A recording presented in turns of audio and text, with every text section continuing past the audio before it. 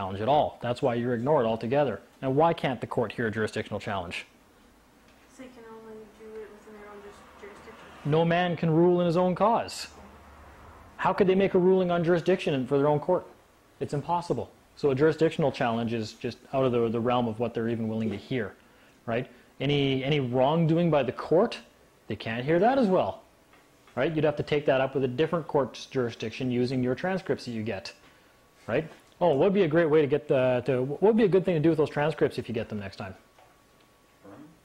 No? I'd like to, yeah, believe me.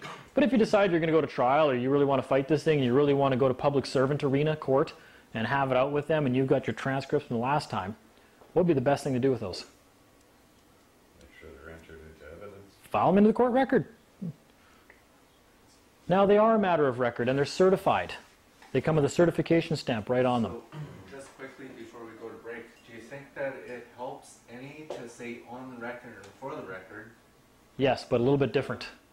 A little bit different. You got to remember, even the Court Act, the Manitoba Court Act, or whatever the hell it is, that created the provincial courts. Just the entire thing is just replete with common law references right through the whole thing, right? So even though summary convictions is kept off private for that whole reason, to keep things off the record, because anything of record is in common law jurisdiction. That's why they keep it private, off the record. Transcripts aren't, nothing really happened, right? And that's a lesson I learned once. I think I told you guys that, where the sheriffs came in, the judge just looked at the sheriffs, they walked over, they grabbed me, I didn't say anything, they took me downstairs for an hour, brought me back up, and the next time I went to court, I was like, oh yeah, like the last time when you guys had the sheriffs grab me and throw me downstairs, they're like, oh, I don't see any record of that. I was like, oh, you bastards. And they're right, there was no record of it.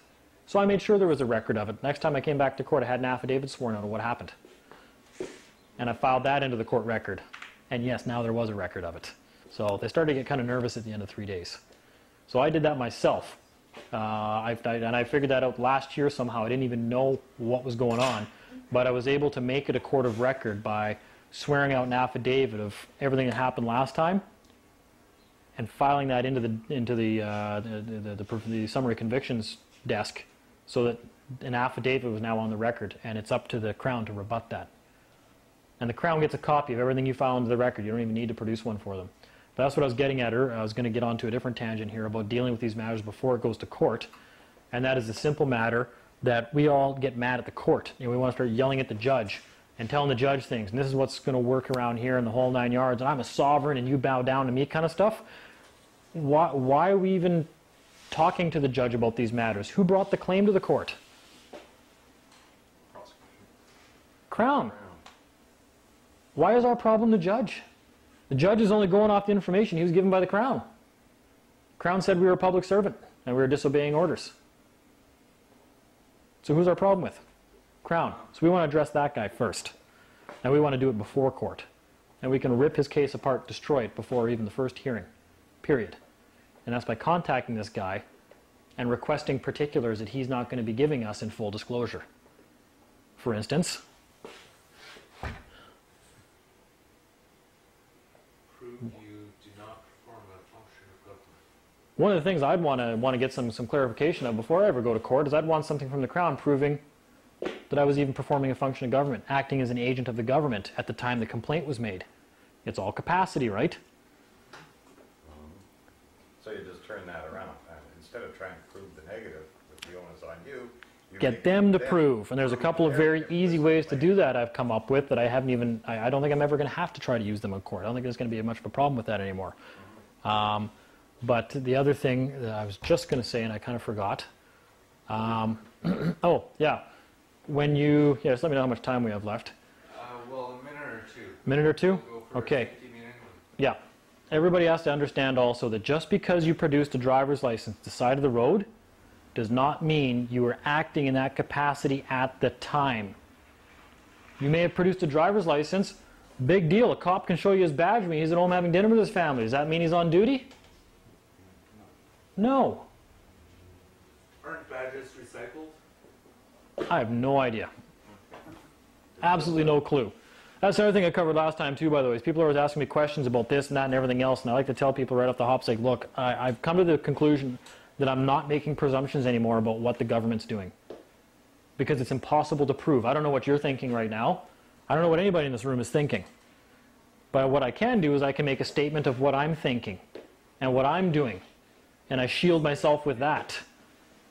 Right? Then I don't give a shit what anybody else is doing. Because I know what's going on in my own little bubble over here.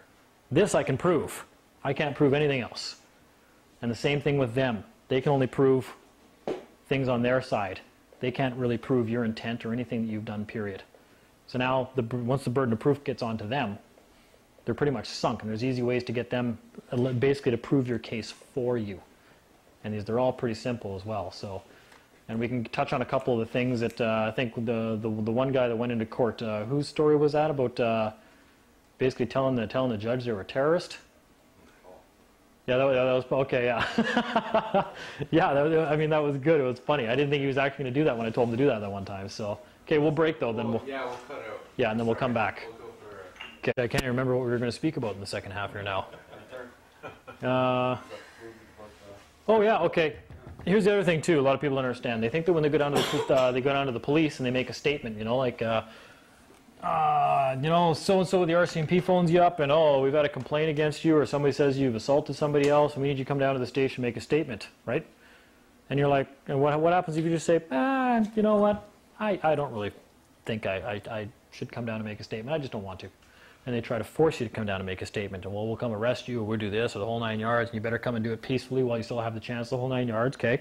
Number one, you have every right in the world to never testify against yourself until you've actually been charged. Because all you're going to do by going down talking to them in advance is give them more information to use to charge you. Once they've made the charge, they cannot add information to it. It's done. Period.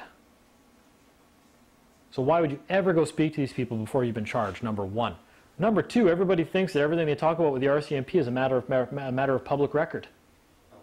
That's the same misunderstanding people have with summary convictions court. What on earth would make people think that anything they talk about with the RCMP is a matter of public record? They're a private corporation. They're a private service. They're private entirely. Anything that you tell them is going to be held internally. It's going to be private information. And they will choose what they're going to use and what they're not going to use. Do you think they're ever going to use anything to help you? Absolutely not. Not even not likely. No, never. They never would do it, period. So it's actually completely against you to go say anything to these people ever. In fact, you should never have to speak with them. Yeah. After you've been charged, well, you've got every right in the world to then go in to fight that charge in summary conviction, right? Or wherever they decide to take you. So no, so that it comes down to, again, the records are being kept. RCMP records are kept by the RCMP. Crown records are kept by the Crown. Okay? That's all private. Nothing exists in the public. So when we, I don't know how many times we've gone to court and we've gone in there complaining to the judge, well, you know what? We sent all these documents to the Crown and they haven't replied and this and that, the whole 9 yards. The Crown just stands there and goes, I don't know what they're talking about. I never got nothing from them. And we're standing there with a handful of registered mail receipts of stuff we sent to the Crown prosecution. They deny it right to your face, right in court. Well, number one, they know they don't have to worry about it because you're unaware of the fact that transcripts aren't on the record anyways. But number two, they don't have to worry because they already know the court's not going to let you file any of that stuff in the court record. So he's pretty much going to get away scot-free with completely lying in the courtroom. Just outright blatant fraud. So that's one of the things we want to address with people is number one is how to start getting the stuff into the court record, and then number two, making sure that the transcripts are available. You know what? Even if the transcripts aren't going to help you in summary conviction, those transcripts are going to help you when you take them to task to answer for their crimes in your arena. And that's the common law arena. And what is common law at the courts? Queen's Bench. Why aren't people taking Crown attorneys and government officials and even summary convictions itself, which is a private corporation? Why aren't people taking them to Queen's Bench? File your own lawsuit against them in Queen's Bench. Right? Just read through the Crown's Liability Act. It's all there. They're liable, but no one ever does that. period. I've never even heard of that. I asked around. Everybody I know in Canada has been doing this stuff for a decade. I said, yeah, who's the last guy to take somebody to Queen's Bench and lose? And they're like, I don't think we've ever taken anybody into Queen's Bench. Well, it's there. It's there for us to use. That's our remedy. It's in Queen's Bench. Why the hell has nobody done this yet? In fact, it blew my mind. I can't believe it. We've been fighting people. We've been on the defensive for 15 years in summary convictions. And nobody has once yet taken everything that happened in summary convictions and gone to Queen's Bench with it and filed a claim against them, the government. Which you can. You better believe they're going to have to hear that, because otherwise there's no such thing as courts for us. So Queen's Bench has to hear it, even when it's against the province of Manitoba. Period. And that is a court of record. Everything that happens there is a court of record. So that's very important. It's the only court of record that we have access to. What, Queen's Bench? Queen's Bench. Now, summary convictions, and I know some people are doing this now, summary convictions, what a lot of people are doing now, you got to remember, at any time you can invoke common law, even in summary convictions. And that's one of the things you brought up earlier, and that's one of the best ways to do that is not saying something on and for the record, right? Because we all know that's just going to go onto the record that we get a transcript of. I mean, I've said that before. I'd like to say something for the record, and he's like, Mr. Clifford, everything here is on the record, right? Or everything here is a matter of record or something like that. Whatever the hell they say, it turns out to be just nonsense, because it's, of course, it's in the transcripts. But the transcripts aren't part of the public record. That's the difference. Got to remember that. RCMP keep their own records, right? Crown keeps their own records. If it's not a matter of public record, it never happened. Those are all private institutions. They're not a matter of public record. I was just going to say, you go to the courthouse and order your record, order a record for whatever Yep. case. The way to get it into the file, just order the record and put it in the file. You go back to it. Yeah, but they're not allowing you to put it in the court file anymore. No, what I mean is, Seems really simple. the public Yep. record one, like if I would decide to go to court, I tell the guy, I want to see Dean Clifford's record. I'd like to order it. Here's my $5. The transcripts, yes. Transcripts, whatever. Yeah. He gives me the file, because I've done this lots of times. I've been to so much court. Okay. I'll go stand at the copier there, Yep. photocopy.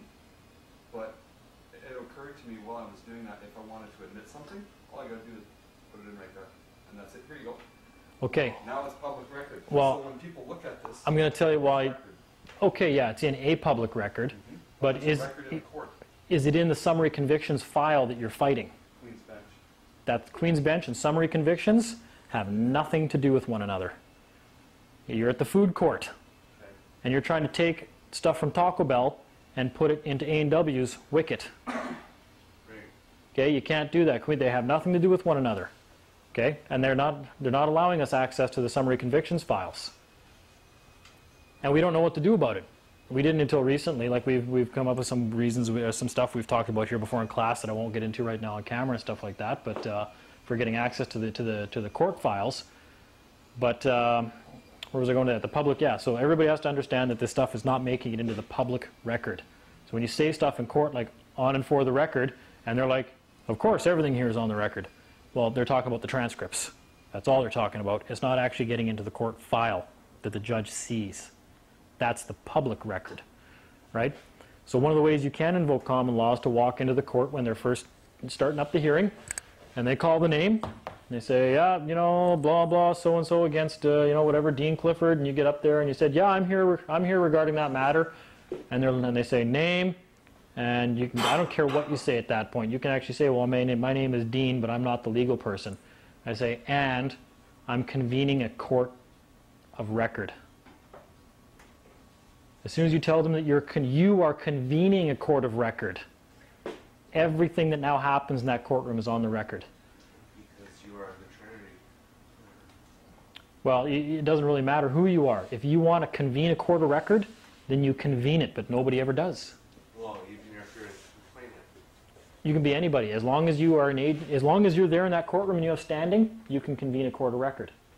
They never do that. The two people I do know that have done that, Judge and the Crowns, both got up and walked out of the room. Because they didn't want anything that they were going to say or do being on the public record.